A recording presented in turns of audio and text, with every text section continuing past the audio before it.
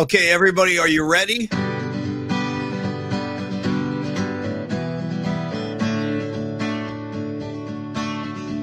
Creative Tony, yeah, what you doing now? You coach your little league, yeah, let's take a night reprieve. Gonna be some sweet sounds coming down on the night flight, this is your other home. Yeah, you know you're not alone. Gonna be some sweet sounds coming down on the night flight, this is your other home. Yeah, you know you're not alone. Well, that's it. It wouldn't be a night flight if I didn't walk all over something. After all, it was a piece I wrote and recorded for our night flight show. So thank you, Tony, for remembering. I would have forgotten. I just wristbanded up. Time for you to. And by the way, where'd you get that killer Canada flag? I want one of those. Dude, the particles are flying. My parents were on a river cruise or something, and they went to Quebec like a month ago, and they brought back Really Canadian maple syrup, dude. Ooh. And they brought back this Canada hand towel. And they're like, and I was like thinking about Canadian items I needed for the show tonight. I'm like, dude, the Canadian towel, dude. So we got particles flying in this household down here in San Carlos, buddy. Let's go. I was going to say on the count of three, even though I can't hear you guys, Patty, Rags, Hum Daddies, Noemi, Beat LA, Miriam, Antonio. Dude, Antonio Funk. Welcome, dude. I like your handle, bro. Antonio Funk. Okay, on the count of three. 1, 2, 3. Oh, Canada, our home and native land. You guys get the point. Just let's go, Jays. Dude, this is turning into my favorite World Series in years. Honestly. Really has, because last few World Series didn't really turn me on. The Yankees fell on their face last year, and it is such a beautiful thing to watch the baggy eyes of a Snell just give it up, dude. Just giving it up at Dodger Stadium. Their fans are dejected. You could hear a pin drop. And by the way, the fans at Dodger Stadium, they sucked last night. There's a freaking library in there. Ollie, they're sucking tonight. They were taken out of the game from the first swing, the first pitch of the game. They were taken out of the game, dude. I just can't. I sent a text to some people saying, God damn, this is beautiful. That's what I said. And it truly is, Paulie. And if you'll stand by, I have some sound to accompany the tonight's game and yesterday's game too. You just got your asses whipped. There we go. There we go. There we go. Little John Goodman, Revenge of the Nerds coach. Little let's give it a little one more time. You just got your asses whipped. There we go. Boom. Could you punctuate it with a Tony? I'm not sure what I call this move, but the Tony flick or whatever we call it. Give me a asses whipped with the flick. Yeah. You just got your asses whipped. Yeah, dude, whipped. It's even more profound with the batting glove on, or I should say what do you call that in football when you wear a batting glove? It's not a batting glove. What do you just call it? Just a glove? I think it's just a glove. Yeah, I think it's just a glove. Tony One Glove. Dude, Paulie, I've got so many notes. You mentioned the bags of a Blake Snell. I was thinking, like Rocky Balboa type bags, or like Darth Vader when they take off his mask in Return of the Jedi type bags, dude. I mean, those bags are flying. They're profound. The bags are profound. Dude, he could hide his stash in those bags. You know what I mean? You could like put some contraband in those bags and walk right through security, no problem. Hey, where'd you hide your stuff? I hid them in my bags. You know what I'm saying? Hold on. Yeah. Paulie, stand by.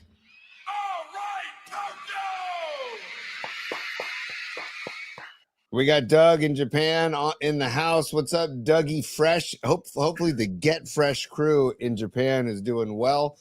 Thanks for chiming in, dude. And Paulie, I'm just in such a great mood. I'm drinking wine tonight, Paulie. I'm drinking wine tonight. Jesus Christ. Look at the size of that glass. What do you... Yeah, let's go. You know, Come on. It's a night flight. The Dodgers are going to be down 3-2. The series is going back to Toronto.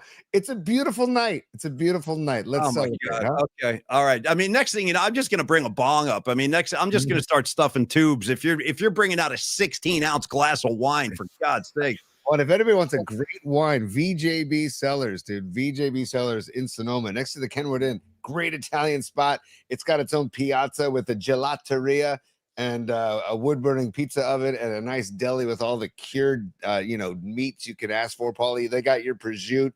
They got your Copa.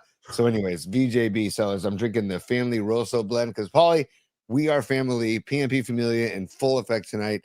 And I'm just thrilled. Hold on. Sorry. What can I say?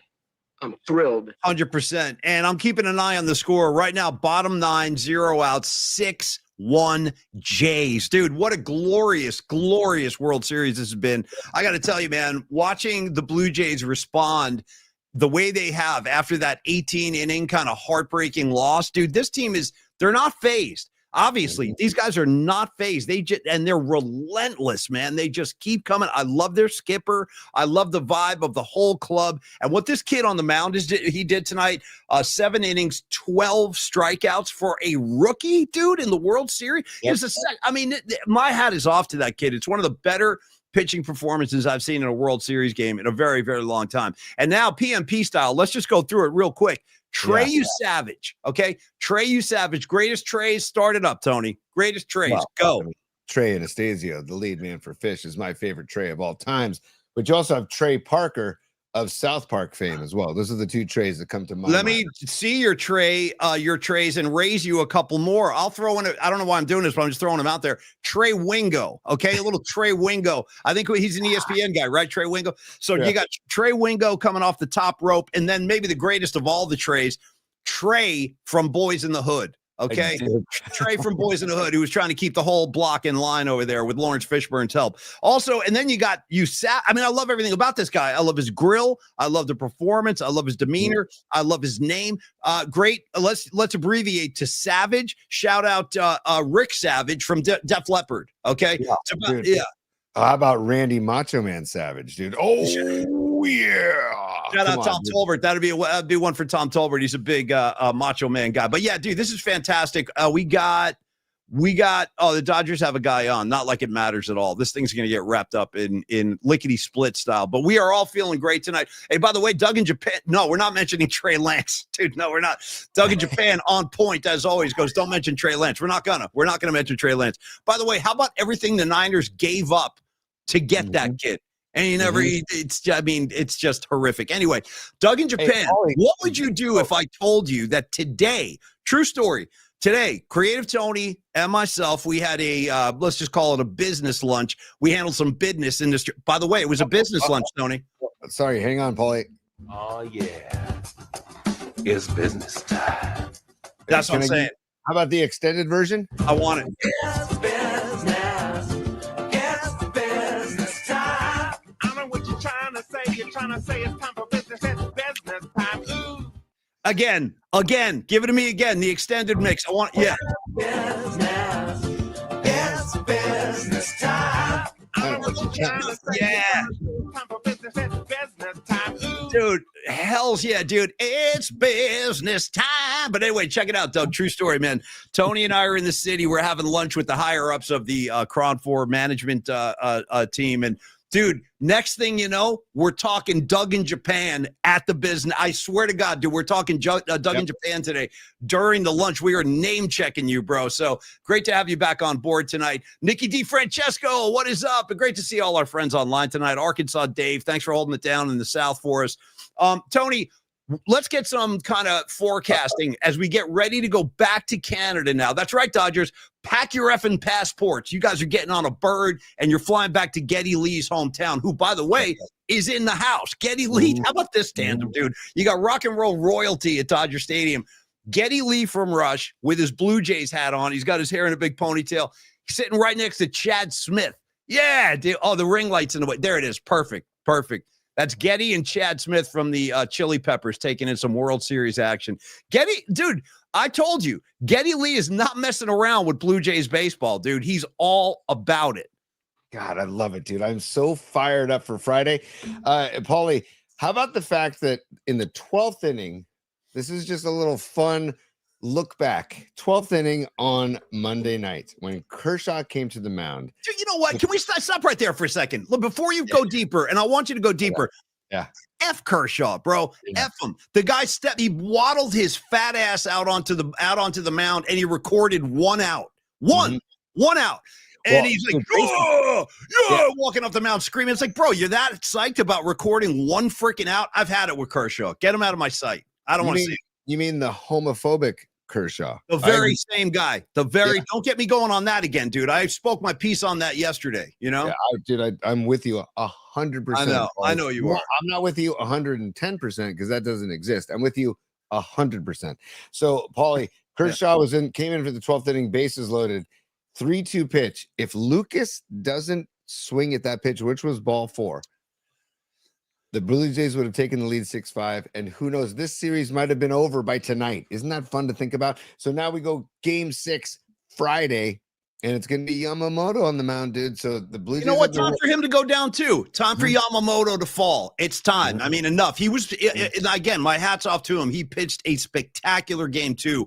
That ain't going to happen on Friday. I'm telling you, the electricity in that park, because the Jays win that game, they win the freaking World Series and sprinkle some dust on top. Tony, it's freaking Halloween on top of everything else.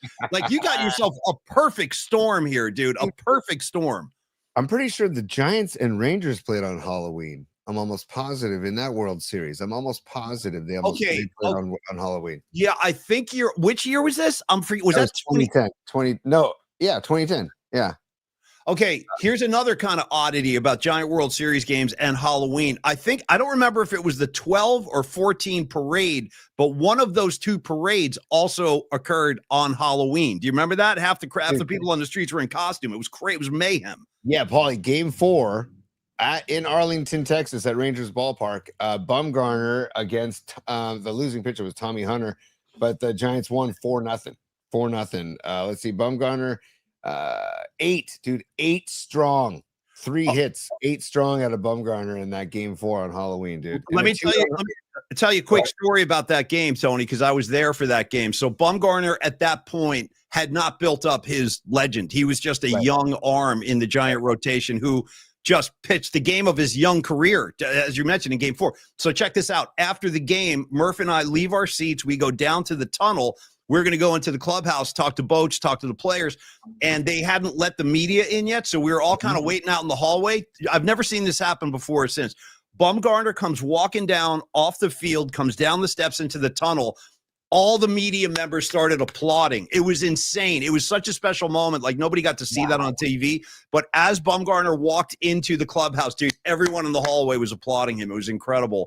And and then the next night, Timmy Lincecum went 8 innings, and then Brian Wilson came out and pitched that 9th inning and got the first San Francisco Giant World Series in baseball history. It was a really, really special time. But yeah, man, I have a similar. I've said this. I think I was talking to Nicky DiFrancesco about this Monday night at Longbridge. And by the way, I'm still like a little hungover from that. I'm just letting everybody know that this Blue Jays team, Tony, has a little bit of that Giants feel to it. Do you pick that up a little bit? Like, they're total underdogs, but they're not going to be denied. They are relentless. Do you feel that similarity? The grit and the to come back and win yesterday was so impressive, dude. I was texting with my dad. I'm like, Dad, that's one of the most impressive wins I've seen in a long time after 18 innings going up against, dude, Joe Davis. I like Joe Davis, but Jesus, was he all over Shohei yesterday? A little too much. You know what I mean? As my man Stevie Bisecchio said, it's hard to talk when you've got Shohei's junk in your mouth. So all that he's able to do is kind of sound out some vowels, dude. Some vowels. That's what Joe Davis. And by the way, where did Joe Davis come from? It was like 2 or 3 years ago. I woke up one day and there was Joe Davis, and he's never left. He's been there ever since. Dude, he's coming out. He's got the ears going, dude. The ears are flying. And by the way, I'm not I shouldn't talk. I got ears too, but he's coming at you. The ears are like protruding. His whole thing. I don't know. I got mixed feelings on Joe Davis. I love some Glanville though. Love him. Or Glavin. I mean, Glavin, yeah. Dude, Glavin Smoltz is on fire. It's just the I don't have it. All in all, I'm not complaining. I'm not complaining about the broadcast. Thank you. Yeah. Yeah. I'm not complaining about the broadcast. All in all, it's fine. But it's just like Shohei this, Shohei that, and it's like just, dude, the Blue Jays could have easily just caved and been like, you know what, we're going 18-inning loss, and then Shohei on the mound, and blah blah blah blah blah. All the storylines. They didn't just win; they win handily, and then they come back again tonight. You savage with 12 Ks, Unbelievable, dude. I mean, dude, the Blue Jays at the plate and their aggressive approach, dude. I try and coach this with the kids and the coaching staff that I coach with. We try and coach the kids. Be aggressive at the plate, jump on the first thing you like, and just jump on it because it may be the best pitch you see the entire at bat, dude.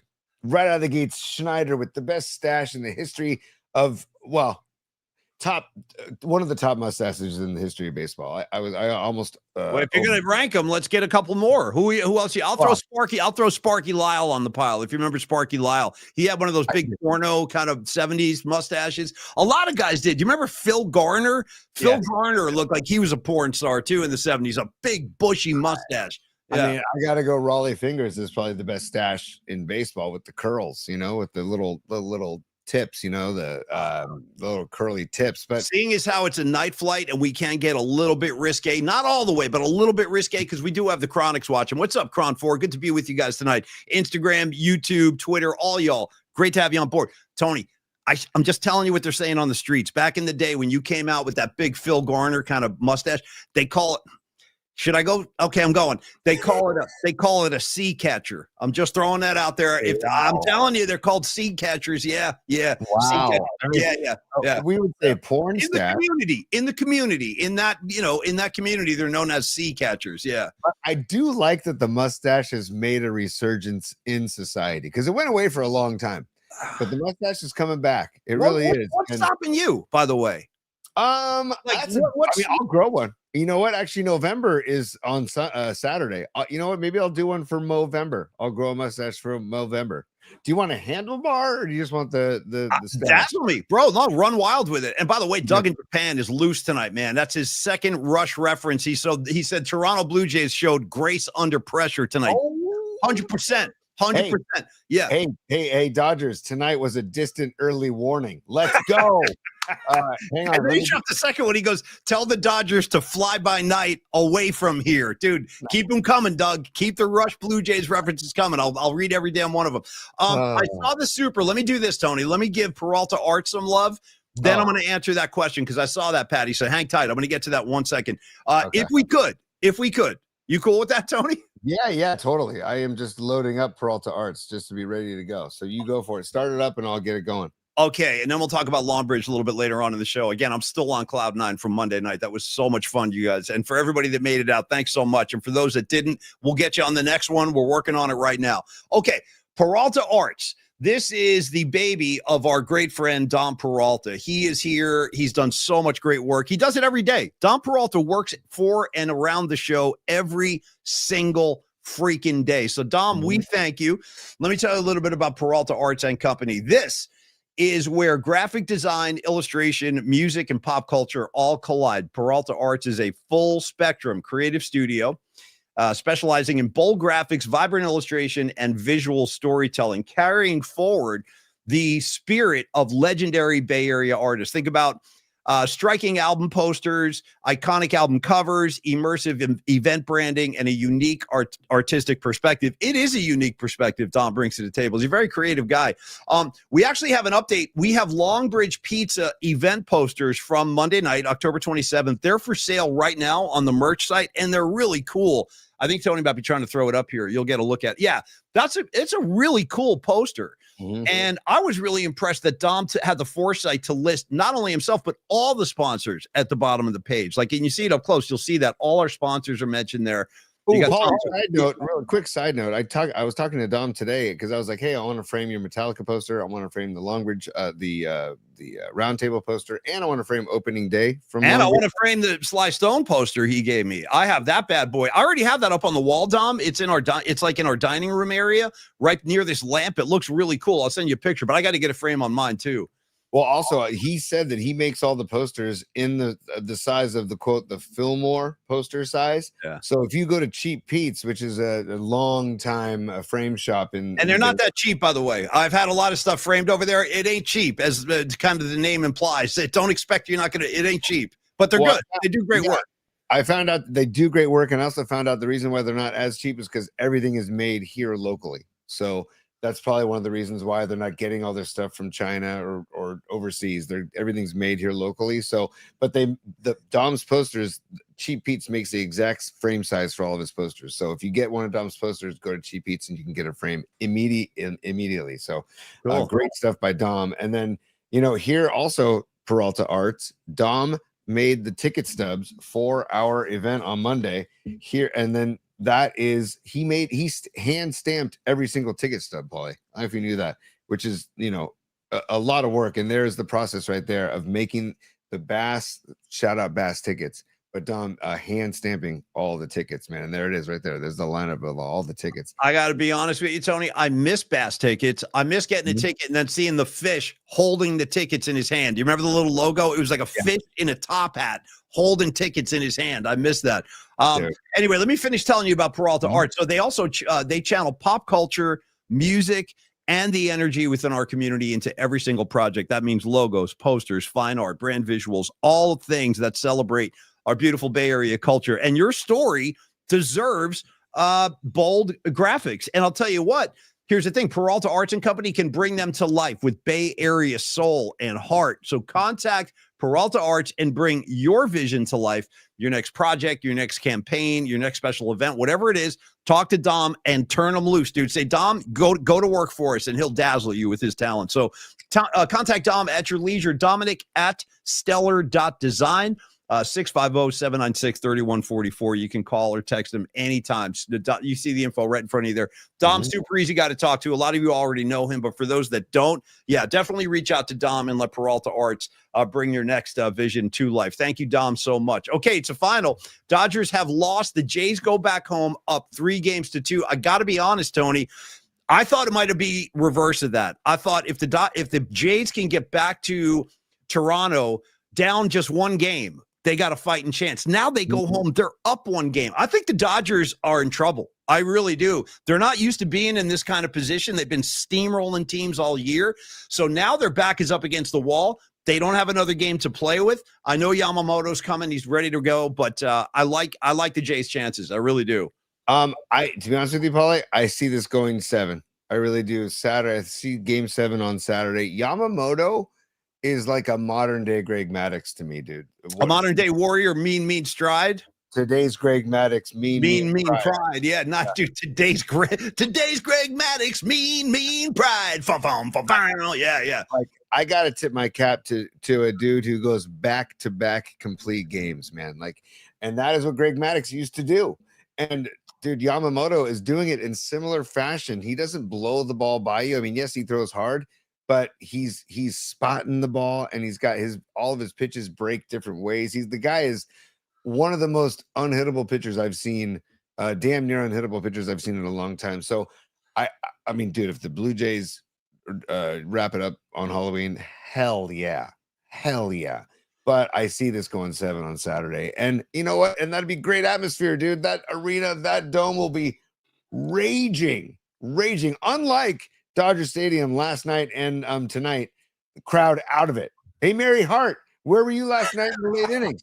Where were you? Mary Hart, dude. Yeah. You got Magic and Cookie. You got Prince Harry's at the game. It's starting to annoy me. I got Sydney Sweeney eating hot dogs. If you didn't see that, that's a whole thing now. Is Sydney Sweeney eating a hot dog? I've had it. I'm serious. Did you see that with it? Yeah. I'm like, I give an S that she's eating a hot dog. I've had it with her too. All those Dodger people. I know, and it's tough. I have such an inner struggle with Jason Bateman because that's where we're all torn. That's where we're torn. I mean, Bateman's done a lot. He's done so much for all of us. Shout out Ozark. Shout out this new thing, Black Rabbit. I watched that too. That's like really? Is it good? Yeah, it's good. Yeah. He plays. It's a very un-Bateman like role though. He's got long hair. He's like a kind of a hippie loser type, down on his luck. But it's pretty. It's worth watching. Yeah, dude. I mean, like I love Bateman. His podcast is great. with Will Arnett and Sean. I forget Sean's last name. And the Smart List podcast, and then also the movie Game Show or Game Night. Oh, Game Night rules, dude. Game Night rules. The cop next door with the dog and everything. Yeah. The cop next door is the kid from Friday Night Lights, and he's Plemons. Yeah, Jesse Plemons or whatever his name is. I love that. He's a good actor, that guy, for real. He's done some good stuff. You're right, dude. He's petting the dog. What's the dog's name? Help me out, because the dog's name is amazing. It's amazing. And then Bateman starts bleeding all over the floor. Remember, he cuts himself. There's blood on the dog. There's blood on the rug. Oh, it's a great one. If you haven't seen Game Night, definitely jump in. It's solid, man. It's a great call, Paulie. But I love Bateman, but they didn't show Bateman tonight. I got him. No, I saw him. They showed Bateman at one point. Okay. It was early on. He was like high-fiving the guy next to him. But I was happier to see Geddy Lee made the trip, man. And Geddy Lee flew he is not messing around when it comes to baseball. He is dead serious about his Jays. Dude, Tom Peralta in the chat. Time stands still in Toronto tonight. Hell, yes. Keep it coming. I love this. Keep it coming, man. Yep. Keep the Rush references coming. That's right up my alley. Okay, so let's do the Patty Super. I promised her I would get to that. Yes.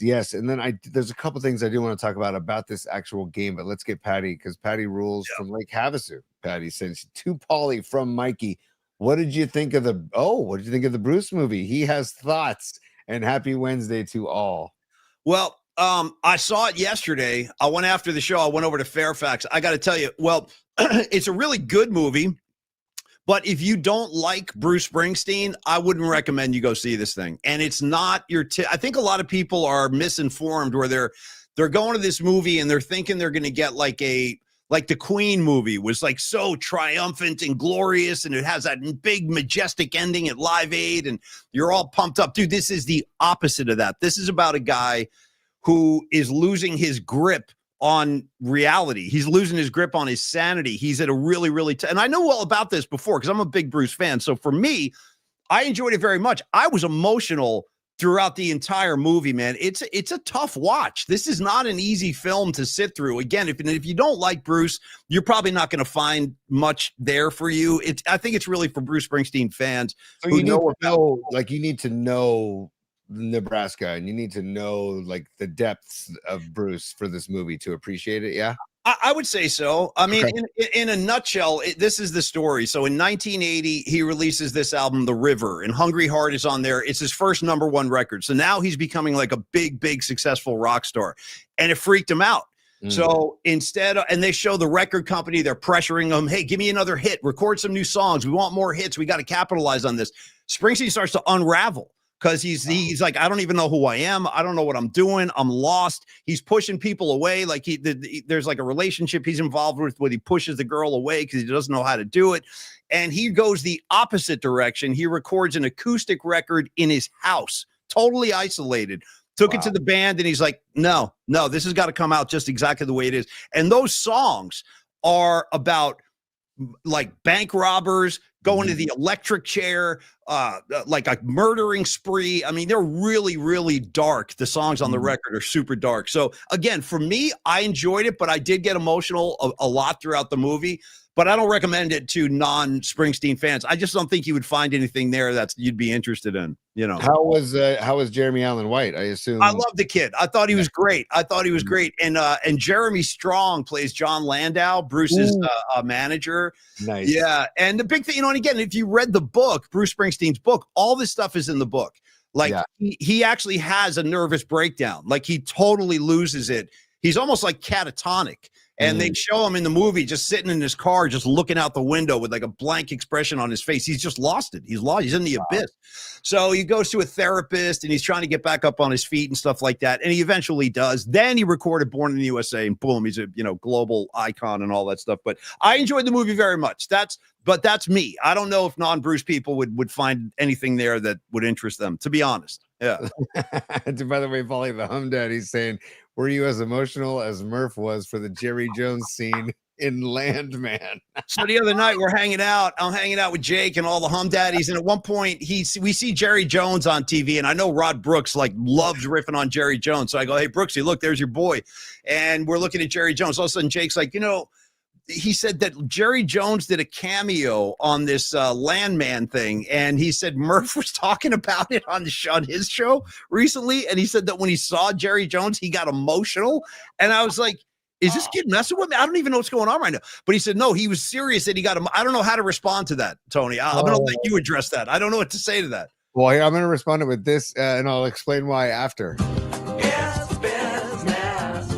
It's business time. I know what you're trying to say. You're trying to say it's time for business. It's business time. Ooh. So I'm playing that because Jerry Jones supposedly said, quote, Cowboys are open for business in the trade deadline and trade talks. So Rags, I don't know I don't know what that means personally, but you know what, the Cowboys are open for business for trades. Dude, Kirk Cousins wants a new home.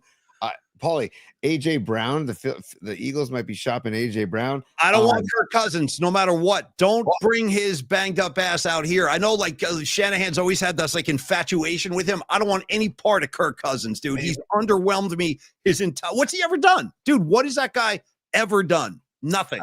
Nothing really. But I gotta say, Brock Purdy limited in practice today. Of course. Yeah, Kyle Shanahan saying that it's a what did he say? It's a touchy situation. Touch yeah, and go. Yeah. Shut up the cars, touch and go. Touch and go. Oh. Yeah. And that it's not as black and white as it may appear like to others, and that we have no idea who's going to be the quarterback for the 49ers at MetLife Stadium this Sunday. And that is here we are, you know, tomorrow, Thursday. I did see good video of Keion White joining the Niners, number 56. That's cool. And I'm excited that they made a move for him. But I have no idea who's going to be under center on Sunday. And so when Kirk Cousins starts saying, I want to be traded, does Kyle Shanahan perk up his ears and be like, hey, I hope not. I pray to God that we don't have. I mean, do you find any redeeming qualities in Kirk Cousins? He hasn't done a damn thing, dude, in several seasons. I mean, I feel better about Kirk Cousins than I do of Adrian Martinez. If we had to go that to sounds like a made up, like Adrian. Who is Adrian Martinez? Honestly, like who is this guy? I don't know anything about Adrian Martinez, and you're telling me we might see him in the Meadowlands on Sunday? Is that what you're telling me? I'm saying I don't know. Like I'm saying like Spicoli, dude. Where's that? Hold on. Yeah. Oh, here it is, right here. I don't know. Oh Right? no. Yeah. I don't know because Mac Jones is beat up. Purdy's day to day, and I don't know. I mean, Mac Jones has given it 100%, and I applaud the effort. But like Tolbert was saying on Monday night, that Mac Jones is basically a statue in the pocket. Like he doesn't have the mobility that Brock Purdy does. And I'm sure that Adrian Martinez has too, as a young kid, as a young QB3. So I'm just saying the fact that Kirk Cousins is being vocal about this is very interesting. And then the AJ Brown factor, because we don't know what Pearsall's situation is. We don't know what Ayuk's situation is. There's rumors about the Juwan Jennings being trade bait. Like, I don't know what this is going to be a wild trade deadline for the NFL, buddy. Because from today until next week, it's going to be pretty hectic, I think, because I heard the same thing. I've heard well, first of all, Juwan Jennings apparently took down his Instagram page today. Ooh. I love when guys do that. Oh, Brandon Ayuk scrubbed the Niners from his account. Ooh. So anyway, that's how they communicate now. They're making a statement. But anyway, so Juwan Jennings apparently shut his Instagram page down today. And I heard the same thing you did, that he is now like being discussed in trade different packages for the 49ers, which is fine with me. We've talked about it all year. He ran his mouth. When he got on the field, he's been injured all year. And when he has been on the field, he is underwhelmed. He is short arm balls. He is drop balls. He took a penalty the other day. I'm just not feeling Juwan Jennings. I would package his ass in a heartbeat to get some help on the defensive line, especially for an edge rusher until we get Huff, and Bosa next year. But until Huff can come back, they need somebody who can apply pressure to the quarterback. So get rid of Jennings and give me a pass rusher. That's where I'm at. Hey, Paulie, whoever gets Jennings, I'm going to send them this soundbite. Drop. Yeah. Okay, dude, I don't know what Jennings, you've been disgruntled, dude, and you got a raise after last season, and it wasn't enough. Dude, you give me $15 million for 2 years, I'm not going to complain. Right. For a good year, not a great year. Good year. He had a good year. He was good. Yeah. For a good year. In 17 games, no less. Right. 977 yards. Like, I just, the Jennings thing has been such a distraction this year too. It just sucks, man. So, and the whole thing with him and Shanahan on the field, he's calling out Shanahan in the middle of a game while Shanahan's trying to call a play on the field. Now he's got to deal with Jennings throwing a tantrum. Get out of my face. Out of my face. Paulie, it's another time in the program to just announce that you just got your asses whipped. Just a reminder about, what's going on in the World Series and how we are on the Canada bandwagon. And Paulie, like, I want you to sing "Oh Canada" at least 2 more times in the show tonight. Oh Canada, our home and native land, God keep our land. Come on, y'all, glorious and free. Yeah, there, gal, Canada, we stand on guard.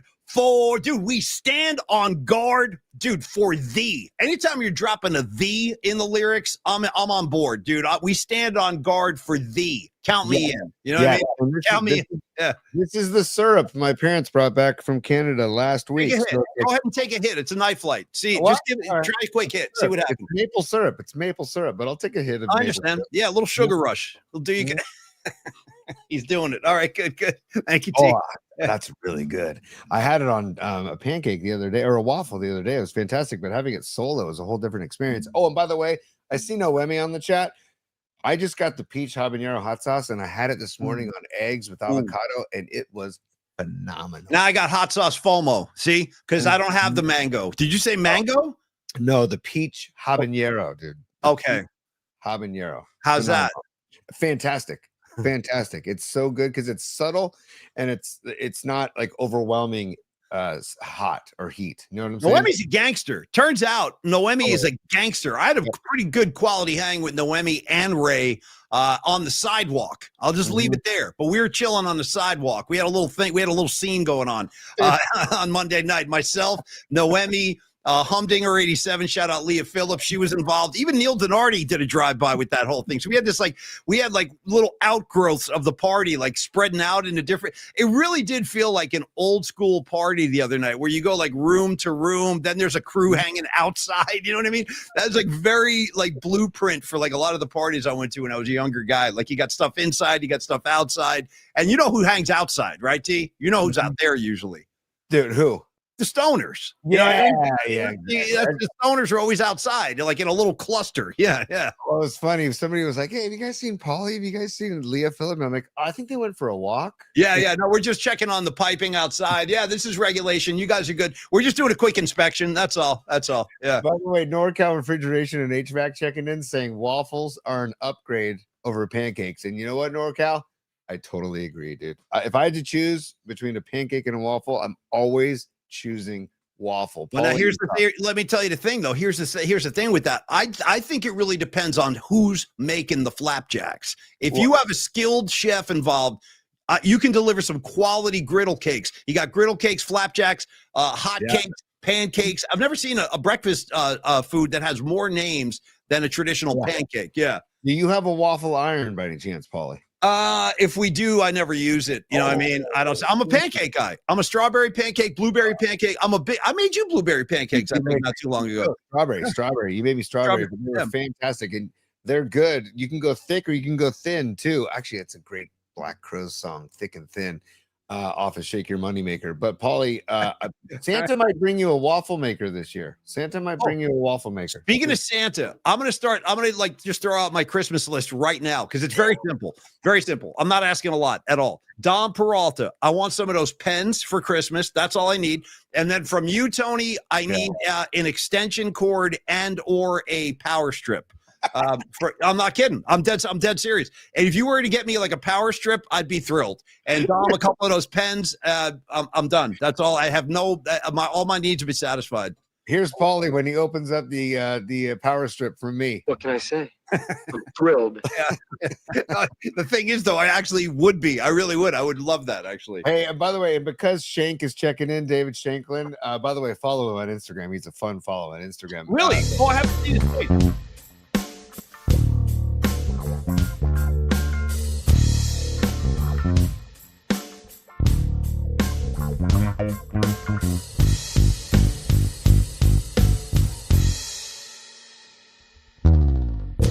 He's got the top 3. He wears a beach robe from the streets Yeah. of San Carlos. Raised in the fog, trained in the flame. Yeah, you know this gangster's name. There's only one gangster we all love, Tony One Glove. There you go, buddy. I just had to get a taste because Shank makes some great. Shank, by the way, made us the first song ever in the history of Polymax Particles, Hans Lufa, which we might honor later on in the year, at the end of the year, in our holiday party, Paulie. Oh, no, it's a guarantee. We've already carved out the Hans Lufa Award. We also have a special trophy that Dom is working on right now in his workshop. I can't give away the name of the trophy, but it's based on the Lombardi trophy in the NFL. And I've seen some sketches. Dom's mocked up. It's incredible. So just so you guys know, so the next thing we're working on is, since Tony mentioned it, Yeah. is our end of the year Christmas party, because we're going to take some time off at the end of the year, much deserved. I'm sure a lot of you are too. A lot of people travel, you go see your family, and you should. That's what the holidays are for, man. Everybody go do your own thing. We'll resume in the new year. But before we do that, before we take a holiday break, we want to have a big party for the PNP Army, the PNP Familia. We want to get everybody together. And I say, dude, no holds barred. Let's just have a throwdown. And at this party, we will also give out our year-end awards, and we're making up the list now. It's going to be a lot of fun. We don't have any details yet because we're still working on the location and the date. But trust me, the second we have the info, we're going to share it with you guys, and we'll make sure as many of you can come down as possible. Yeah, Paulie, we're looking at the second Friday of December, I believe. I didn't even know that. Okay, good. No, nobody told me. Okay, good. No, we're throwing out dates. The second or third Friday, the 12th or the 19th of December is what we're throwing around. But that's just the first piece of information that we're looking at, Paulie. But that should be a throwdown for sure. By the way, I got to give that's the kind of party I think I might want to see you like hurl. You know what I mean, Tony? I want to see you like on your hands and knees, like shouting at the grass, as they say. Like, I want it to get to that point. I want people to get loose, man. And people were getting loose on Monday, but I'm saying that times 10. It's the end of the year party. Let's everybody get off the leash, man. Let's have fun. Shout out Pearl Jam. Get off the leash. Get off the porch. Drop the leash. Drop the leash. Get out of my ba-ba-ba. I'm not going to swear. Get out of my ba-ba-ba. Well, I'm not going to curse. Well, Now, but the Chronic's watching. No, but the Chronics. And shout out Cron 4 Plus. You can watch the show on Cron 4 Plus every day, video on demand on Cron 4 Plus, or 11:30 p.m. every night. And it's on if you have Roku, or if you have Amazon Fire Stick, or if you have Apple TV. And we had lunch with Cron Chris today and Cron Matt, who is the promotions director. And 2026, early 2026, we're looking at the Cron 4 Plus app being available on your mobile device as well. Okay, you know what? Only because yes, go ahead. Go. Well, don't be sorry. Bring it on. Well, because just thinking of Cron, right? And how that's basically been a network in our lives for years. Like, it's just since I was born. Shout out Gary Radnich Sports Final. You know what I'm saying? Exactly. But there's also another network that's been in my life since birth, and that is KTVU. Dude, you just read my effing mind. Look at the notes right here, Tony. Look what I'm holding up. KTVU. You see that? I was just about to go there. Look at that. Yes. I got complaints. I'm ready. Dude, speaking of getting off the leash, I'm going to let myself off the leash right now. Mm-hmm. How many of you, I still can't even believe this happened. So last night, Tony, first of all, before I launch into my complaint, my nightly complaint, I want to say, how did you feel, or how do you feel about Big Papi, Jeter, and A-Rod doing the pre and post on Fox? I kind of like those guys personally. I kind of like them, actually. I thoroughly enjoy A-Rod and Jeter. Big Papi is just, I don't know. He's very sticky. He's very sticky. Yeah. You're my dog, and all that. He makes me laugh. So I will say that he makes me laugh, but I'm all ears when Jeter or A-Rod want to talk ball, because those guys were two of the best players I've ever seen in my life. And especially the way they combine defensive and offensive prowess, right? Those guys were both great defensive players and great hitters as well. So, and Big Papi was too. I'm not taking it away from Big Papi's career as well, but I don't know. There's something about, and Jeter just, I don't know. Maybe it's his eyes. They lure me in. He's like his eyes like He's very seductive. There's no question. Derek Jeter, very seductive guy. I like Jeter. I tell you the truth. I love Jeter as a player. Yeah, I always did, man. He was always clutch. He Yep. always came through. Most of the time, he would come through like in the biggest, in the biggest moments. He was always there. He's the kind of guy who I think would have fit right in with like those 70s Yankee teams with like Reggie and Munson. And the guy was just a gamer. You know what I mean? Like Derek Jeter for me was hard not to like just because he loved baseball, played the game right. I hear you on Poppy. I don't have a problem with him, but I know what you're saying. I understand, but he doesn't bother me. And it was A-Rod, dude. There's like a new documentary about A-Rod and his whole steroid scandal coming out on HBO. Oh, Yeah, and he's like totally coming clean with everything, talking about how he didn't think he was going to get caught. But I think that's why he's kind of getting into people's good graces now because he's being honest about his past rather than like Barry Bonds, who will never acknowledge any wrongdoing. Like A-Rod is going like, yeah, I made some mistakes. And I think that really goes a long way with the general public. Don't you agree, Tony? When people just fess up, like it's easier to forgive them, I think. Yep. Well, dude, and A-Rod is realizing I effed up. And I'm gonna own it, right? And it's one of those things where even if he didn't, dabble in that stuff, he still was an incredible hitter. And if you watch, I think it's on TikTok. I think he's on TikTok or Instagram, one of the two. He posts great, quick hitting lesson videos that are fantastic. Yes. Where did you post these? Like outside by his pool with a bat in his hand. Like it's like, what do you mean, like on Instagram? Yeah, on Instagram or TikTok or like social media, just search A-Rod social media. But he does these great, like, and that's what I was going to talk about, Vladimir Guerrero tonight, dude. That kid, the way he gets his hands inside the baseball, Paulie, and I don't want to get too technical here, but go. I love when you do. I love when you talk ball. Do it. Well, dude, Tony Gwynn is probably my favorite hitter of all time.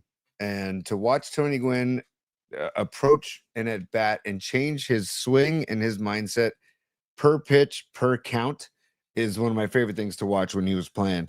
But he has a great video out there when he was talking about getting the hands inside the baseball. And that means on an inside pitch, don't get jammed, get your hands inside the baseball and try and get some barrel on the ball. But that means it's easier said than done. I mean, Jesus Christ, that's really hard to do. Yeah. Exactly. And but he talks about leading with the knob. The knob is at the bottom of your hand.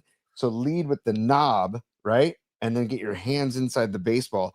And that's what Vlad Guerrero does so incredibly well on the home run he hit tonight off Snell. That was an inside fastball, dude. And Snell hit the spot, but Vlad beat him to the spot and got barrel on that ball and just annihilated that baseball. Again, one more time, Paul. He just annihilated that baseball. And you just got your asses whipped. I'm going to play that ad nauseum because I'm so happy about this game. But I just wanted to give my props to Vlad Guerrero and watching that kid get his hands inside the baseball. It's something any aspiring baseball player should watch because it's easy to hit. Not easy, but it's easier to hit a baseball down the middle, or even easier to hit a baseball on the outer half because you can, as long as you don't try and pull it, you try and take it, hit it where it's pitched and take it the other way. But an inside fastball, especially the speeds that these guys are throwing baseballs, to get inside on a fastball like that and turn on it and get barrel on it is so impressive, especially the second batter of the game when Snell is fresh and the bags aren't fully baggy yet. Right. He hadn't. They're swelling up, but they haven't reached maximum puffiness. Yeah. He needs to put an ice bag on his face, take some of that swelling down. The reason I brought those guys up, though, and I want to go all the way back to my complaint, my nightly complaint. By the way, shout out Nirvana and Kurt Cobain. Hey, wait, I have a new complaint. Shout out Heart-Shaped Box. Great track. And here comes my complaint. So Dude, nice. So I'm watching the game last night. And as I said earlier, I've really been enjoying this World Series, all kidding aside. Like I've just really been enjoying this. Every single game has had like some value, especially if you're rooting against the Dodgers. This is like a dream come true.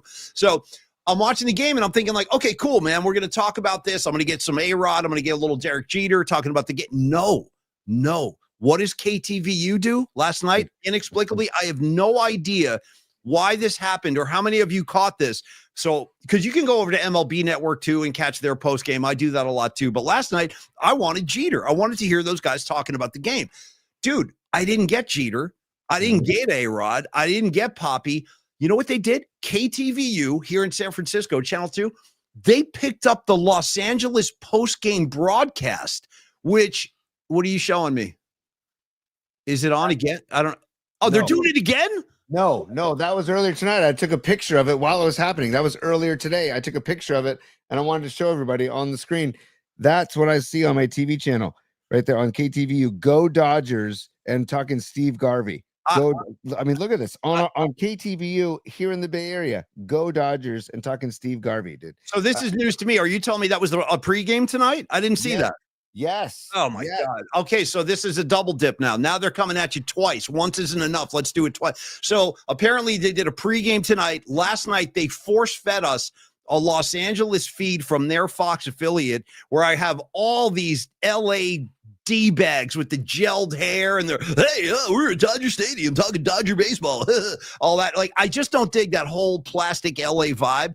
And they ran this thing for like an hour. I truly, I'm not trying to make this a bit. I'm being legit. Like, I don't understand the logic where KTVU, a San Francisco TV station would force feed their audience in the Bay Area a Dodger affiliated post game show. Like it's hard to even articulate it because it makes no sense. Big misstep. I'm telling you right now, my good friend Mark Ibanez, he's rolling over in his grave and he's not even dead. You know what I'm saying? Like, that's how pissed off he is. Because that's no way to treat my guy, Mark Ibanez. Dude, that's no way to treat Joe Fonzie. Throw Joe Fonzie on there and let him talk about the game for an hour. Like, use some of your own in-house talent. Joe Fonzie, to me, he's as good as anybody out there. I could always take more Joe Fonzie. Fist in the air for Joe Fonzie, one of my favorite guys. And Ibanez, too. So anyway, I was disgusted by that. And the fact that they did it again today is just inexcusable. And I think we all got to collectively turn our backs on KTVU until they get it right, dude. Until you throw Joe Fonzie or somebody else out there, don't force feed me Los Angeles Dodger post-game coverage. I don't want it. I didn't ask for it. I got to turn on my TV and see a Go Dodgers. Like on the, it's not like they were panning the crowd and somebody walked up to the camera and said, Go Dodgers. This is a graphic made by the Dodgers broadcast that KTVU decided to take. Did Steve Garvey talk about how many women he cheated on his wife with? Did that come up during the pregame? I'm just asking. Like, he's all Mr. Goody Two Shoes. I'm Captain America. Hey, I got the forearms going. That guy, his infidelity is freaking historic. Okay. It's always with these guys who like try to pass themselves off as like some kind of Boy Scout. That guy, you guys know, look him up. Google Steve Garvey sometime. You go see about his exploits out there. He was cheating on his wife hand over fist. And now you're force feeding me Garvey stuff. Tony, again, I didn't ask for it and I don't want it. No, thank you. I don't want any part of Garvey. And he's one of my least favorite Dodgers of all time. Of course he is. Dude, he's one of my least favorite people in the world right now. Like right now, he's a politician. Get out of my face with that. Out of my face. NorCal Refrigeration HVAC, aka David Shanklin, is on fire tonight, and he says KTVU has stunk ever since Bill Martin left. It's a secret. I don't know if anybody saw our show on Friday at Tom Tolbert's backyard. When we sat down at Tom Tolbert's backyard, there's a fire pit that was in front of us, and on the fire pit for our beers were Bill Martin coasters.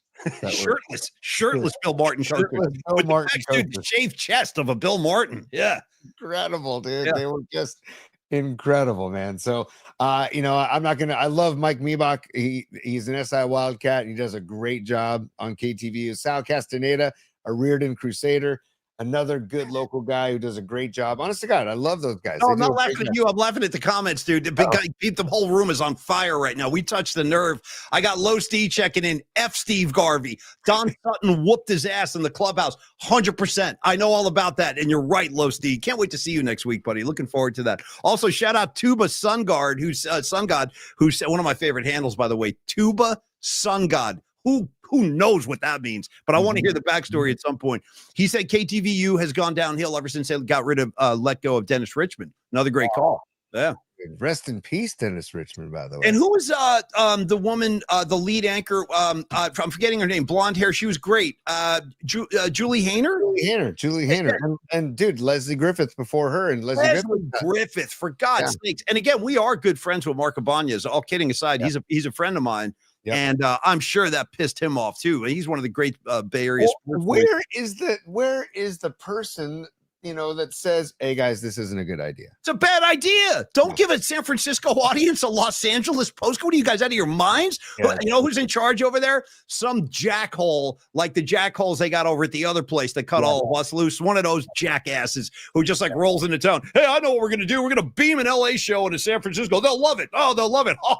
Not really. The D-head. Yeah. D-face. Yeah. You know what I mean? By the way, can we give props to our friend Jake Jolly too while we're giving props? Because Jake Jolly, if you're listening, if you're watching the broadcast, and he does this for NFL on Fox as well, but he is responsible for all of the great music you hear going to break. And he did some Neil Young. He did some Chris Stapleton tonight. A couple that come to my mind that ring a bell right now. I can't remember last night, Tony, in consecutive breaks, I got a Throwing Stones from the Grateful Dead, and the very next break, dude, I got a Working Man from Rush. Yeah. Working Man, dude. How about that? He played Interstate Love Song by Heard it. Great choice. Great choice. By the way, what do I have to do to get you to call Jake Jolly and get him on the show? That's Tony's buddy, by the way. Try to book his ass. I will, because he's a great dude. We had him on our show when we were Paulie's podcast on KBR, and so I'll reach out and get it. It may be after the series, but still, it doesn't matter because he goes right from the World Series to NFL on Fox. So we'll have to ask him if he can join the show and come on with us, and because he's great. He's a music head, he's a sports head, obviously. Super cool guy. Cool guy, got a great gig, and he does a great job. So we'll try and get him on the show. And also, I gotta just say, dude. The defense by Toronto, so impressive. The defense by Freddie Freeman, I got to be honest too. That guy. They had a bunch of mishaps tonight. How about the throw from Mookie Betts? It should have been a double play, like in the third inning or whatever it was. He was a horrible throw. Very unusual. Mookie has not had a great series, by the way, at the plate or in the field. He's batting like $150. They moved him down to the third slot tonight to try and take the pressure off of him and in the 2 slot and put Will Smith in the 2 slot. But Paulie, Freeman at first base has saved their hind a ton defensively.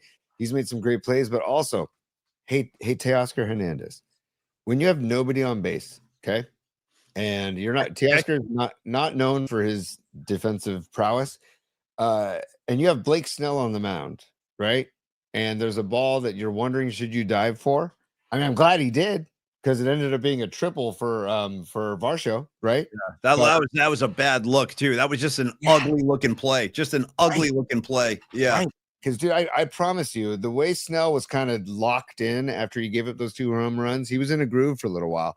And then that kind of unraveled him again. But I saw him shake his head, and he doesn't show a lot of emotion, but he did. He was walking back to the mound, like shaking his head. I'm like, good, we got him. We got this guy. Yep. He's off. Now he's off his axis. Yeah. Yep. Yeah. I mean, I would love it if they get Game 6 on Halloween. The Blue Jays get Game 6 and just wrap this ass up and just celebrate all weekend long. But I have a feeling with Yamamoto going Game 6, I have a feeling it's going 7, dude. One more great comment from Stevie B. Dookie Betts. Shout out Green Day Dookie Betts. Love Steve saying maybe if the Jays win the World Series, it'll shine a light on what actual hitting can bring to a ball club instead of just trying to hit for power, like actual situational hitting. The Jays have been doing this the entire postseason. They get guys on base. They move them over by any means. Could be another hit. Could be in like a hit and run situation. They've done so much fundamental stuff. Like, it's fun. Dude, it's fun to watch the game of baseball being played correctly because it really isn't played that way for the most part anymore. Pitchers are trying to blow heat by you, and all the guys are swinging for the fences, and it's just a dull brand of ball. And I totally agree, Low Steve. It's been just glorious to watch actual baseball being played by the Toronto Blue Jays. My hat's off to them. It's been a lot of fun. 100%, Paulie, and their approach at the plate. I said it earlier, but I love how aggressive they are at the plate. I also love this kid Barger in right field. He dove for a ball and hat comes flying off, dude. The hair's flying, dude. I love that kid too. The Jays are playing with a lot of guts, man. And also, there's a thing that we coached when I coached at SI, and I still coach. It's called reading the path of the pitch and reading the ball in the dirt. And when the ball leaves the pitcher's hand, if you see that it's heading towards the dirt, you want to anticipate taking the next bag, because the chances of the catcher catching it cleanly, getting up and throwing you out are very slim. I mean, now in the bigs, obviously they're much better behind the dish. Will Smith is one of the best defensive catchers in baseball, but Barger was on first and 2 balls in the dirt to Will Smith, and Barger takes second and he takes third on balls in the dirt. And I was like, that is just great fundamental baseball, man. I was just like, that is the kind of stuff that I love, because it's so hard to get that 90 feet, man. And if you can get that 90 feet, take advantage of that 90 feet, it's just like get ahead, get on, get ahead, get in, right? It's just when I saw that, I was like, that's good fundamental baseball. And I'm watching it with my son, just saying, like, Dom, you seeing this? Are you seeing this? And he's like, yes, Dad, I'm seeing it. He's like, here's what Dom was doing. Dom was like this. He was like, huh? Yeah. Yeah. That's what they're all doing, bro. That's what they're all doing out there. By Paulie, the way, you are not Bobby, far off. what, Tony? I said, you are not far off, dude. That's I not know. far off. How old is Dom right now? How old is he? He's 11 and a half. He's Here we go, bro. Here we go. Wait till oh boy, yeah, you're yeah. Okay, get ready. It's coming, dude. The storm is coming, bro. The storm is coming. What do you want, Dad? You know what I mean? Yeah. Last night we went and got pumpkins in Half Moon Bay, and then we had dinner in Miramar, which is a great Did you go to spot. Lima's Farm? No, Lima's was already closed because we Dude, got there. Lima's Farm for life. I wish I still had little kids young enough to go to Lima's Farm. I freaking love it down there, bro. The little hayride and stuff. It's the best, man. Lima's Farm on one side of 92, and then you got Pastorino's on the other side of 92. I don't and know about Pastorino's. What's that? It's the same style of a farm where Okay. pumpkins and they do rides, they do all kinds of stuff too. And Scott Pastorino is a dear friend of mine who I've known for years. He worked at KBR for a little while, but his family runs the Pastorino farm. So you got Limos on one side, Pastorino's on the other. But we went down to Farmer John's, which is down at Highway 1. And then we go to Miramar, which is a great restaurant right there in Half Moon Bay. But dude, I'm getting the 11 and a half year old slouch while he's sitting at the table, you know. And I was like, hey, dude, can you sit up? Yeah. Oh, Dude, I know it's the best. My favorite is when Tony said one day, he was like, dude, I was coaching freaking my team, and like my kid was out in the outfield and I was in the dugout, and I was like, Dom, move over, because you were like trying to adjust his defensive positioning in the field, and you said he was in the field like, oh. Yeah. Like throwing his hands up like in the middle of a game. By the way, I want to shout out a new face. I don't recall seeing you, so welcome. What's up, Fozzie? Good to see Fozzie in the house. Ooh. He goes, if you guys remember, F-A-S-I, Fozzie or Fossey, good to see you, buddy. He said that if you guys remember, right after, I think it was the All-Star break, the Giants played the Blue Jays, and the Jays had something like 30 hits in 3 games, dude. Like, so he's like, don't forget, we saw that earlier this year. It's a great call, bro. It's a great call. I didn't think that, I truly didn't think, though, that the Blue Jays would be in the, I never anticipated, I know they won 94 games or whatever it was, but I didn't think they were going to be in the freaking World Series challenging the Dodgers. And I would say one more thing, Tony, about like going back to Toronto. I actually think all the pressure is on the Dodgers. Oh, no question. They are not supposed to be in this position where they're trailing. Their backs are so far up against the wall. And you saw it tonight. They're playing like a team. They've tightened up. Instead of like meeting the moment, you see defensive miscues, you're seeing pitching miscues, and I love it. It's great to watch this team unravel. And we saw it tonight and a little bit last night too. Oh, yeah. It's business time. Paulie, I want to get to some supers. I want to get to some business. I want to get to some supers on the show. And then I do have a couple more points I want to make that you're talking about. I want to give some love to Alejandro Kirk, maybe my favorite catcher in baseball. Best body in pro sports. Best physique in pro sports, dude. I can't get enough of that guy. I can't tell you, as a former pitcher, the people I love to pitch to the most were short, stocky guys like that, because when they get in the crouch, it's like throwing to a big block and with a glove in the middle, and it's just a feeling of comfort. And looking at him crouched behind the dish, I'm like, dude, I can't love him enough. And his approach at the plate too. He was like, I think he's like 6 for 10 off Snell in his last 10 at bats off Snell. The guy's a great hitter too. He walked him tonight too. He walked Kirk tonight. Snell did. Yeah. But we have some supers that checked in a while ago, and I apologize, you guys, because they happened earlier. Pine Needle has turned into the Pine Needle Experience. I love it, Pine. And he says, Tony One Love and Paulie Sidewalk, my heroes, dude. I'm Nice. not lying. Hey, Pine Needle, I missed you the other night, Needle. I look forward to hanging with you whenever you can make it. But I did Paulie Sidewalk, hence from my sidewalk session outside of Longbridge the other night. I did a good 30, 40 minutes out on the sidewalk, dude. It was fun out there. I mean, I know inside was happening, but it was, Tony, as the kids say, it was popping, dude. It was popping out on the sidewalk. It really was. Tony, it was jumping off, okay, on the sidewalk. It was jumping off inside Longbridge as well. And Pine Yeah. Needle, thank you for the robes. They will make their debut this coming Tuesday on the next Roby Tuesday. For the Oh show. yeah, no, I got my dude. I have a pepperoni pizza robe. You guys aren't ready for this, but it's going to happen. You'll see it on Tuesday. Paulie, I've got the choice of pelicans or pink flamingos. I have two. So You might need to flip a coin because there's no wrong move there. I've seen. I'm partial to the pink flamingos. They're just badass looking. But you do what you got to do. Either way, it's a win-win. I love it. Mark Gravy Graves is checking in as a super. Thank you, Mark. And he says Blue Jays 21, LA 12, Dodgers exit stage left. Fantastic. The Dodgers, dude. And yes, I mean, like, again, our dear friend Brian Townsend, Dodger fan, the lone Dodger fan Monday night at our event. Great guy. Super cool guy. He took it in stride like a champ, man. I mean, the whole room was on his case. But my dear friend Max Medina, one of the best people I've ever met. But they're both Brian Townsend, Max Medina. They're Dodger fans. So no, it goes to show you nobody's perfect, right? Everybody has their faults. So it's okay. Shout out okay. Deep Purple, Perfect Strangers. Tony, go ahead. Yeah, great song, great album. Anyway, Perfect Strangers, look into it. Rags knows what I'm talking about. Awesome. Dude, Yeah, that's great. yeah. I did not see that coming. That's great. But I will say, if I move down to LA, I'm rocking Giants orange and black. So I respect these guys that are from SoCal that wear the Dodger blue. I respect it. You know, I would totally respect it. So, but I just, you know, I would prepare to be upset this weekend, Dodger fans. That's all I'm saying. Hey, Scarlet Fire, real quick before you go to Stevie B, Scarlet Fire just put it up there. I'm going to answer the question. I don't know what the context of this was, but she says, have you ever been experienced? Yes, I have, Scarlet Fire, as I know you have as well. Tony, go ahead. That's all. Just a moment for me and Bonnie. Yeah. Been experience. Well, I have blown, but jump. Don't get me going. Don't get me going on Jimmy. It'll be an all-night thing. Tell me about it. Tell me about it, dude.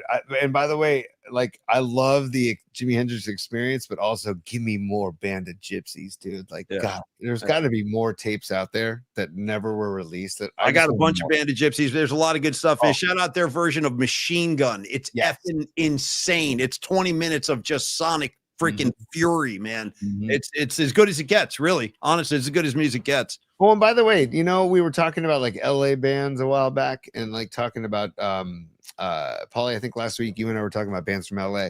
And I just got to give, because I heard in the intro for the World Series tonight that was narrated by Glenn Powell, who's a great actor, dude. He's phenomenal on Top Gun Maverick.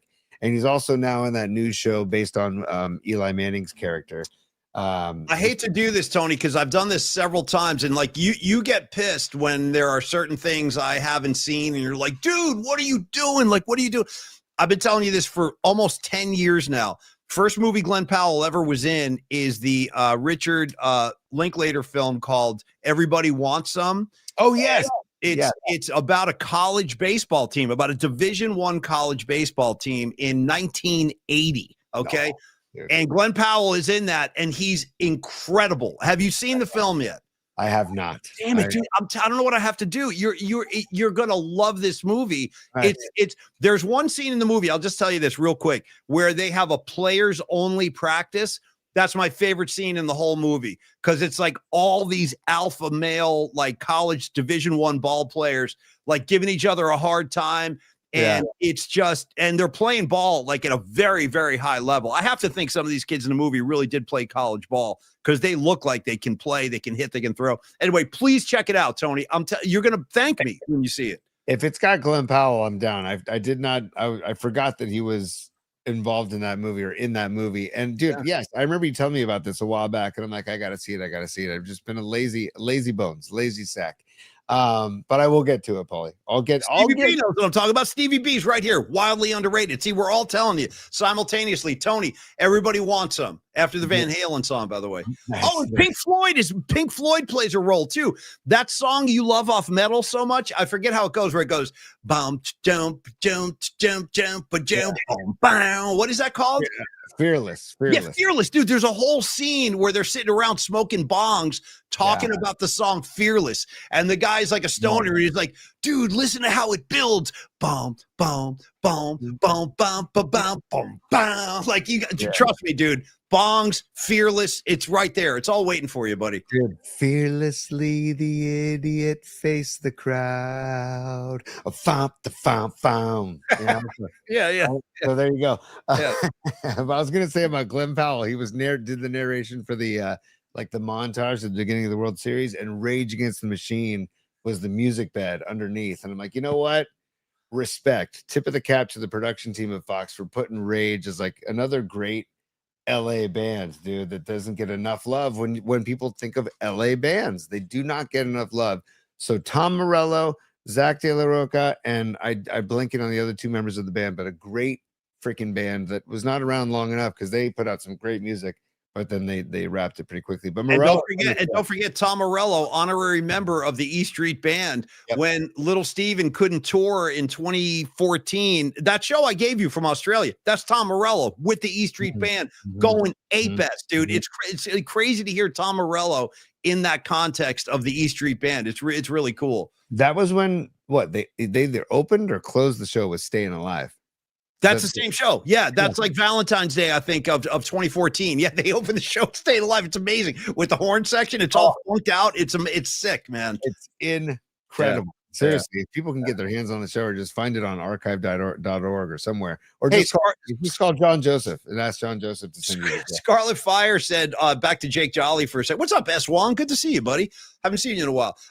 Scarlet Fire said also, Tony, on the Jake Jolly tip, she heard some fish last night too. So just throwing that out there. Yeah, let's go. See, we talked about favorite trays. Let's go, Trey Anastasio from Fish. Well, let's do the Stevie B super real quick first. Oh, sorry, my bad. That's on me. Go ahead. Stevie B, thanks for being a super. Marky Grave, thanks for being a super. And also Pine Needle and Patty from Napa, thank you all for being supers. And Stevie B says, nobody likes a phony. That's what it boils down to in sports. Interpersonal life, you name it. Be yourself for better or worse. Hell yeah, Stevie B. I think that was connected to our A-Rod talk. I think that's when he posted that when we were talking about Alex Rodriguez. And I do think that's dude, I used to hate A-Rod. I really did.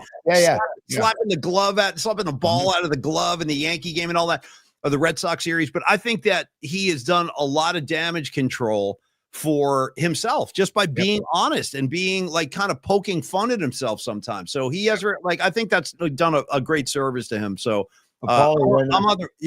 when Stevie B uses the word phony, because people don't use phony a lot anymore, it makes me think of you're a fake and a phony, and I wish I never laid eyes on you. And dude, throw the pom-poms right at Zuko's feet. Well, you know how it is, rocking and rolling and whatnot. Yeah. She's like, what happened to that Danny Zuko I met at the beach? Well, I don't know. Maybe there's two of us. You know? Yeah. Dude, dude, they're egging him on. Yeah. Dude. Doesn't she throw the pom-poms at him? Right at his feet, dude. She spikes him at his feet, and then it just runs off, dude. Runs off crying. But you know it wasn't going to last. You know they had to come back together. And then we got round two. She slams the door right on his nards, and then he's got to do the whole stranded at the drive-in. Brandon a fool, dude. Brandon a fool. What are they going to say Monday at school, Tony? What are they going to say? You know what I mean? Is that why? Isn't that why you left me? Oh, Sandy. You should never get us started on Grease. We'll go all freaking night with this, dude. Stranded at the drive-in, branded a fool. Yeah. Oh God, sorry, man. Oh boy, Paulie, that just got me going on the side. So, Paulie, if you had to, I'm looking at my the one thing I want to tip my cap to is this kid, you savage, right? What a night! 12 Ks, rookie pitcher, 12 Ks, man, dude.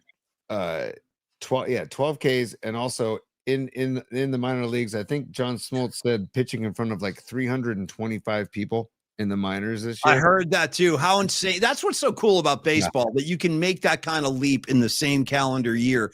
Now he's shutting down like the offensive juggernaut that is the LA Dodgers. That's what's great about baseball, man. That stuff can happen, and it's like a storybook thing. That could have been a screenplay or about this kid's performance, you know? Dude, I'm looking at his stats. He was in single A ball, Right. and then he went to Vancouver, and then to New Hampshire, then to Buffalo AAA. I mean, it's just incredible, dude. But also Smoltz, again, the Church of John Smoltz. He was breaking it down. Not to get too technical, but like, How about me you teach calling kids to look for Glavin release at the beginning of the show? How about that? Where did I pull that up? Yeah, I really like Glavin on the broadcast. I don't know. It just came out. I don't know. Glavin, Maddox, and Smoltz. I mean, how are you going to F with that, right? You can't. You But- don't. Right, but you teach kids to look in this box above the pitcher's shoulder for the release point is what you really kind of teach, right? And to focus on that and look for the release point and try and pick up the pitch. Dude, you Savage, he's up here, dude. Like he's straight up top, and the league average for height of release point was 5 inches or 5 feet 8 inches. You Savage 7 feet 1 inch for his release point. So these guys are down here. You Savage is up here, and that ball is just coming straight down, dude. I mean, straight down. Like, and then that slider, the slider doesn't break like diagonal, it breaks straight down, dude. I mean, he was on one tonight, and I just was so impressed by that kid. And I don't know, he had ice in his veins, dude. He didn't seem phased at all. No. But he's facing, what Joe Davis thinks is literally the greatest gift to baseball in the history of baseball, and Shohei Ohtani. Maybe a Who- little too much. Maybe a little too much Shohei Ohtani in his mouth, right? Stevie B, just vowels, as you like to say, just vowels. And I've had it with Ohtani, dude. I'm so overdosed. You know who I heard from last night out of nowhere during the game? Another anti-Ohtani voice. I've gotten a couple of them. My great friend Aaron Redner, who's up in Oregon now. He used to play in Hot Buttered Rum. Pardon me. He texted me and he was like, dude, F Snell, F the Dodgers. I'm like, bro, me and you, Aaron. And then last night I'm watching the game, dude, a photographer extraordinaire, Brad Mangin, who we saw at the 49er event, he just shot me a text out of the blue and goes, I hate Ohtani. I hate this guy. And I'm like, dude, me and you both, bro. And I told him I've been on my campaign for somebody to put one in his ribs. Nobody will do it, but I wish they would. I don't need to hear about how many hours of sleep the guy gets. You know what? You're rubbing it in my face that he's able to get 10 hours of sleep. Hey, Shohei, try to work on like 4 hours of sleep or 6 hours of sleep or 2. No. Don't give me this 10 hours of sleep crap. And then the guy doesn't have a whisker anywhere. Don't even think he's ever shaved. I don't even think he has any growth on his face. Let me tell you something, dude. I woke up at 4 in the effing morning for 18 years. Okay. I got about 4 hours of sleep a night. I don't want to hear about Shohei Ohtani's good night. I don't care. I've had it with him. He can go home now. He can go home after he can take a long flight out of Canada. And I hope they give him like a full cavity search, dude, when he's going through customs. Pull him aside, search his bags, search his body. You know what I mean? Put him in a back room somewhere with like a single light bulb and make him sit at a table for an hour and say, like, we got to go through your stuff, dude. We don't recognize his passport, and just harass the S out of him, as far as I'm concerned. That's what I would like. Yeah. And where there's smoke, hashtag shady Shohei, because Chauncey Billups is getting involved in gambling and all these things. I'm sorry, but down the road, I think we might find out more about Shohei than what we're hearing now, by the way. And I gotta give love to somebody on the chat I haven't seen before, and it's effing 901. I can't say the full word, but effing 901 says going from driving Uber to pitching in the majors and in the World Series is an insane leap. And yes, that puts it in perspective right there. Because like this kid, maybe that's what helped him get through all of this, and being just humble and being the ice in his veins was so impressive, man. I don't know. And then, and by the way, we got Gosman. So maybe it doesn't go 7. If Gosman is on one and we get a pitching duel, he's going to need to be. Gosman's going to need to pitch like the game of his life. He's really going to need to show up. You know what Toronto does more than the Dodgers, and they're more apt to do, is play small ball.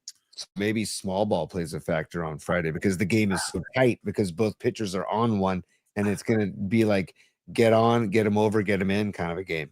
I got to be honest with you, Tony. I'm a little nervous about Gosman because I think the Dodgers want him because a lot of those guys knew him from his time in San Francisco. He faced a lot of those guys. And you could tell the other night when Gosman pitched, there was like zero fear in the batter's box when Gosman, like the kid tonight is kind of a mystery still.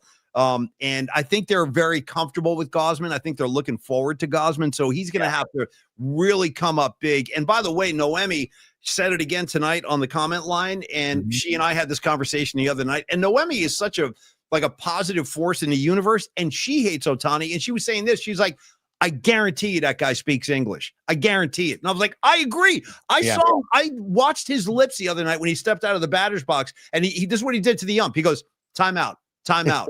So timeout. What else do you know? You know what I mean? What else do you know? Why are you doing this whole song and dance with the interpreter? That's like some kind of protective shield. I'm busting right through that thing. I'm going to expose his ass. 100%.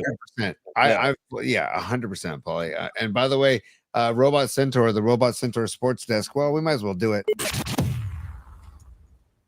The Robot Centaur Sports Desk is saying that the gambling scandal is now spilled into the NFL. Of course, here we go, man. I'm not shocked anymore. I'm really not. I'm really not shocked because where there's smoke, there's fire, and things going to keep coming out. And that's what I think about Shohei. That things are going to keep coming out, and he's got his former interpreter in jail, and he's got the real estate stuff in Hawaii. Like, I don't know, man. Those guys have obviously never heard "Loser" by the Grateful Dead. You know what I mean? Come to Daddy on an inside straight, 'cause I got no chance of losing this time. Bam, bam, and you should all go listen to "Loser." By the way, we should also listen to a Longbridge pizza spot. Okay, Longbridge Pizza. This is our guiding light in the PMP universe. I can't thank Neil Donardi enough for all he's done, and Los D and Dom. Matt, Dr. Matt, all you guys have been amazing. And, it's kind of become like the PMP clubhouse, Longbridge Pizza. You know how the Hells Angels, like they have clubhouses all around? Like the PMP clubhouse has become Longbridge Pizza. And that's all thanks to the the graciousness, I should say, and the accommodating kind of nature of Neil Donardi and Andre and Steven and Andrew. I mean, the whole lot of them. It's quality people at every turn over there. And then there's the amazing food. So thank you, Longbridge Pizza, 2347 3rd Street. The other night, not only did Neil lay out enough food to feed about like an army. When the party was over, he was like, get a doggy bag, dude, get a take home. What are you showing here? yeah. Keep it right there, Tony. Perfect placement. Don't move it. Perfect. That's Neil for the drive-by. Those of you who haven't met Neil, he's flashing the peace sign right there. One of the all-time great human beings. By the way, he adorned the stage with that Kiss banner and the Van Halen banner. We had no idea that stuff was going to be there. He took it upon himself to decorate the vibe. And then for Miriam's friend, who we're now calling Megadeth, Kirsten, he had the Megadeth banners in the freaking main dining room. We had Megadeth flags up. So anyway, Neil is such a great guy. He's a super cool guy to hang out with. He's an amazing cook. All of his pizzas are sick. So I know you guys got to sample him the other night. He had the deep dish out there. He had that really thin crust that Lily Merchant brought up to us during the show. I don't know what that's called. Do you know what that was called? The thin one? I don't, but I know that he served that before for like basically appetizer. Like yes, like a little hors d'oeuvre almost. Yeah. And then he just is breaking out the party pie too, which is inspired by Chicago pizza makers, but it's not deep dish. It's thin crust. Stevie B says it's called tavern pie. And so is Dom. Tavern style pizza. Okay, tavern pie. Fine. That you know what? More tavern pie. It was so good because it's light. You could just munch on that. Totally. And Neil's I talked to Neil today and he's like, oh, by the way, I'm talking to other people about sponsoring the show. I'm like, dude, look at you. Like, this guy is just truly a man for others, man. And he's all about the community. He supports all the businesses locally in the dog patch. And he does fundraisers for people that need it. Like for his guy, Sami, who was in the biking accident, and they raised over $3,000 for his medical bills. And then he's hosting our roundtable / watch parties on his day off on a Monday when technically Longbridge is closed. It goes to show Andrew, his partner, coming down from Tahoe to be a part of the festivities. And then also let's get back to the brass tacks, Paulie, of the food. The food is freaking amazing. The smash stack burgers and the chopped cheese on Tuesdays. You got the chicken parm and the gabagools Wednesdays, and you got the Detroit style square pies on Thursdays. It just, and then the beer, and you got the beer selection as well. I was drinking an original pattern West Coast IPA that was fantastic. And original patterns from Oakland. Shocker that Neil has it on tap. He's got Bear Bottle on tap. He's got Cellar Maker on tap. All great local breweries. He's got Russian River. He's got Pliny and Blind Pig on tap. The guy just knows what he's doing. And Did you say there's a beer you drank called Cellar Maker? Cellar Maker is the brewery. Dude, I want an out of the cellar brewery. Can we get, I'm dead. You're laughing. I'm not even kidding. That's not even a joke. I want like out of the cellar on tap. You know what I mean? Give me a large invasion of your privacy, please. And Tony's going to have an out of the cellar draft. Thank you, guys. Thank you. Anything named after rat, or give me just like a Piercy ale. You know what I mean? Yeah. Give me one of those Stephen Piercy ales. Do you have any Bobby Blotzer Light? Because I need one of those. Tony, beers named after the guys in Rat. Let's make that happen in 2026. Fine. If just give me a dance IPA, I'm good. Give me a Wanted Man Light. You know what I mean? Give me a lack of communication dark, if you could. Yeah. That might be my all-time favorite Rat song. Lack of communication. One of the great riffs of all time. Yeah. Killer riff, dude. Killer riff. Courtesy of the late Robin King Crosby. Okay.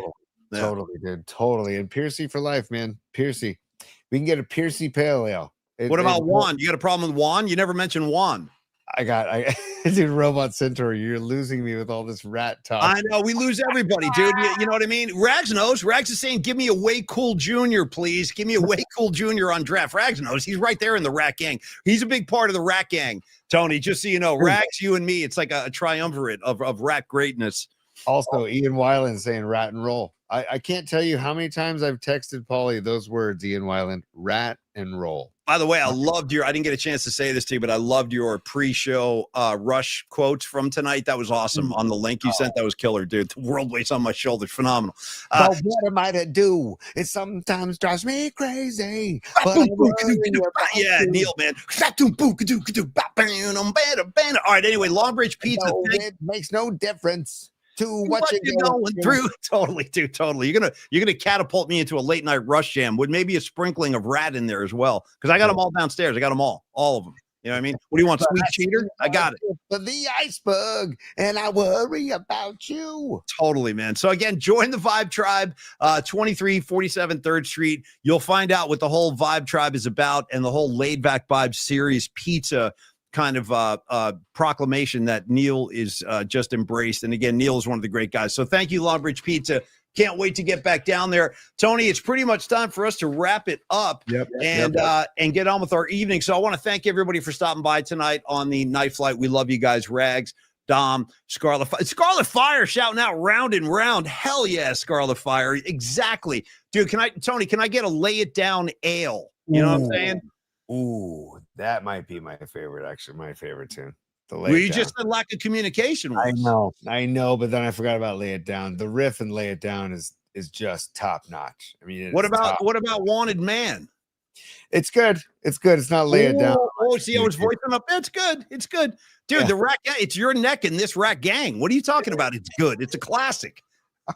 You know what I mean? That's Bobby Blotzer in full flight right there. All right. Anyway, you guys, thank you so much. We love you guys. What's up, Miguel? Good to see you tonight. Doug in Japan. Have a great week. We'll see you next Wednesday. You're welcome to come by any other time, too. Yeah. All right, Purdy! There we go. Yeah. Hell yeah, dude. So again, Tony, on behalf of myself and Creative Tony, we love you guys. We'll see you tomorrow. We'll be back on at high noon, our traditional Thursday slot. And Tony, I would say bring in Diamond Dave and let's dismiss the class. Real quick, I'll bring in John Goodman first. You just got your asses whipped. And then I'm going to just remind people that we like to take care of. Oh, yeah. It's business time. I'll do the long one, too. It's business. It's business time. I know what you're trying to say. You're trying to say it's time for business. It's business time. Ooh. Business time. Ooh. By the way, last thing, Tony, tomorrow, because our dear friend Miriam is still waiting patiently, and she's been such a sweetheart about this. We need to go to Particle Land. Oh. So I know I'm not asking you to perform any miracles tonight, but tomorrow on the High Noon Show, let's find our way back to Particle Land tomorrow. So Miriam, come back if you can, and we'll do it tomorrow. I'll get a note. And also, I see Patrick Patton on the chat too. He is the creator of Particle Land. So I will thank you, Patrick, for creating Particle Land, and I will find it and I will get it back on the show. My apologies. Maybe I can make up for it with a recommendation of something to watch on Amazon Prime. It's called Cocaine QB.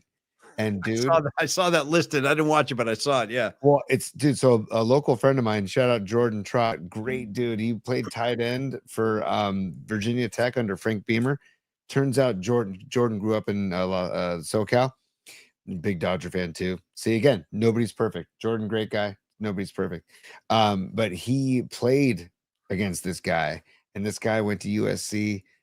Just a crazy story. Cocaine QB, check it out. Well, if you're recommending, I got to see your recommendation and raise you a Martin Scorsese documentary on Apple TV. It is incredible. I finished it last night. It's a 4-part series about Martin Scorsese's career. We're talking interviews with Mick Jagger, Leo DiCaprio, Robert De Niro. It's freaking amazing. If you like Martin Scorsese, and I love Martin Scorsese, he's my favorite filmmaker.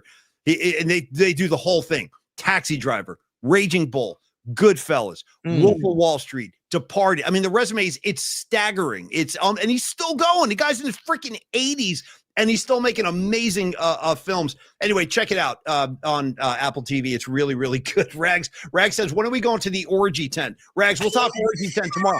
That's Burning Man. I'll update you tomorrow, Rags. Don't let Rags loose in the orgy tent, dude. He'd never come back. Next thing you know, Rags would come out like covered in glitter. You know what I mean? All oiled up and stuff. We'll discuss, Rags. We'll discuss. All right, give me days. Let's get the hell out of here, man. God bless you, Rex. God bless you. Yeah.